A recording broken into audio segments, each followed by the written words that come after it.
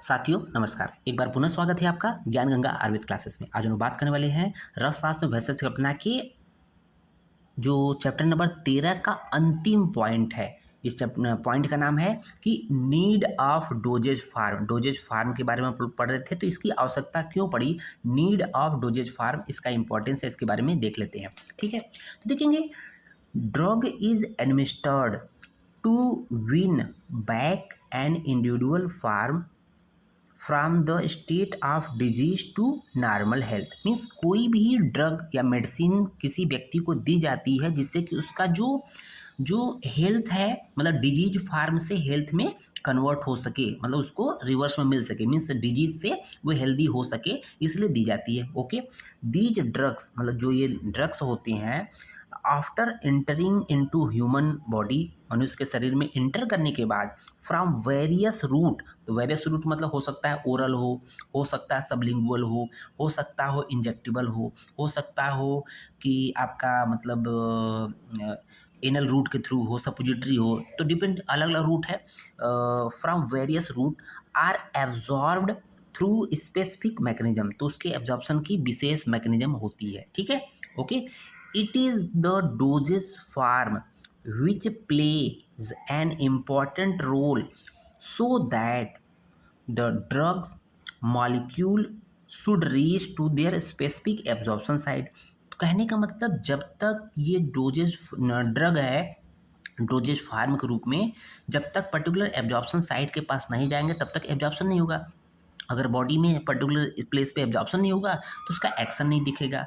The dosage forms are also responsible, जिम्मेदार होते हैं, for their action in the body, like injectable drug, स्वाभाविक बात है जो इंजेक्शन के रूप में दिए जाते हैं, and design to introduce in the blood और body fluid and works very quickly. Means जब इमरजेंसी की कंडीशंस होती है, आप देखते हैं रोड साइड एक्सीडेंट होता है, या बॉडी से सडन ब्लड लॉस हो, या हैवी सीवियर डायरिया हो, वोमिटिंग हो, तो उस केस में क्या होता है, हाइपोवॉल्यूमिक जो शॉक उत्पन्न हो जाएगा, बीपी बिल्कुल सडन डाउन चले जाएगा, उस कंडीशन में आपको आईवी फ्लूइड ही देना पड़ेगा ड्रग के रूप में, मतलब आईवी फ्लूइड के साथ ड्रग देना पड़ेगा, तो ये तुरंत देना पड़ेगा। ठीक है, यही करा है। The factors for need of different dosage form are as follow. तो देखेंगे पहला है कि dose accuracy, dosage form should be such type so that its proper dose must be taken. Means इस तरह से होना चाहिए कि इसका एक पर्टिकुलर के लिए, पर्टिकुलर डिजीज के लिए, पर्टिकुलर मतलब कि एक एज के लिए, बच्चों के लिए, बड़ों के लिए एक प्रॉपर डोज फार्म होना चाहिए। दूसरा देखेंगे कि पैलेटेबिलिटी ऑफ डोजेज फार्म। ठीक है, it should have good taste. भाई जो भी ड्रग होना चाहिए अच्छा टेस्ट होना चाहिए, अच्छा देखने में कलर होना चाहिए, अच्छा उसकी महक होनी चाहिए, स्मेल होना चाहिए, तभी तो उसका मतलब एक इसके प्रति अट्रैक्शन होगा, बच्चे आसानी दवा पी लेंगे। ठीक है ना, so take it can be taken easily, जिससे कि इसको ईजिली, मतलब कि रोगी इसको आसानी से ले, चाहे बच्चा हो, बूढ़ा हो, जवान हो, कोई भी इसको आसानी से ले सके।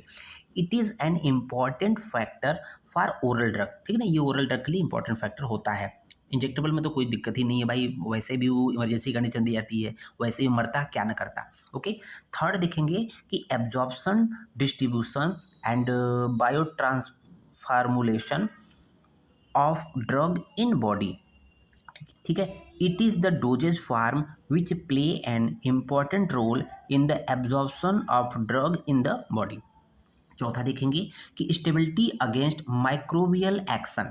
ठीक है, it should be stable against a wide class of micro organism so that these can be stored for a definite time period. मतलब कोई भी मेडिसिन या ड्रग है, तो कहने का मतलब उसमें माइक्रोबियल कंटेमिनेशन न हो, उसको बचने के लिए उसमें वो लंबे समय तक, मतलब एक निश्चित टाइम पीरियड तक जो होता है कि इतने समय तक एक्सपायर होगा, तब तक, एक्सपायर होने से पहले तब तक वो सुरक्षित रहे, उसमें माइक्रोबियल कंटेमिनेशन ना हो। ठीक है, तो उसकी स्टेबिलिटी बनी रहेगी। ठीक है, नेक्स्ट देखेंगे last, administration according to different root.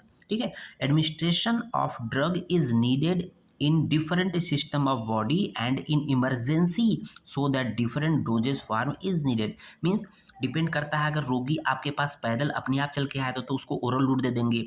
अगर स्ट्रेचर पे लेटा के आया है, बेहोशी की अवस्था में है, बहुत ज़्यादा हैवी बिल्डिंग हो गई है, हैवी सीवियर एनीमी मतलब डायरिया हो गया, वोमिटिंग हो गया, तो उस कंडीशन में क्या करेंगे, तुरंत उसको कहेंगे आईवी कैनुला कैथ लगाओ और उसको जो एनएस है या जो भी मेडिसिन मतलब कि आईवी रूट के थ्रू देना है। तो ये है, डिपेंड करता है कि अलग-अलग रूट के हिसाब से अलग-अलग स्थिति के हिसाब से अलग-अलग जो रूट की दवाइयाँ होनी चाहिए।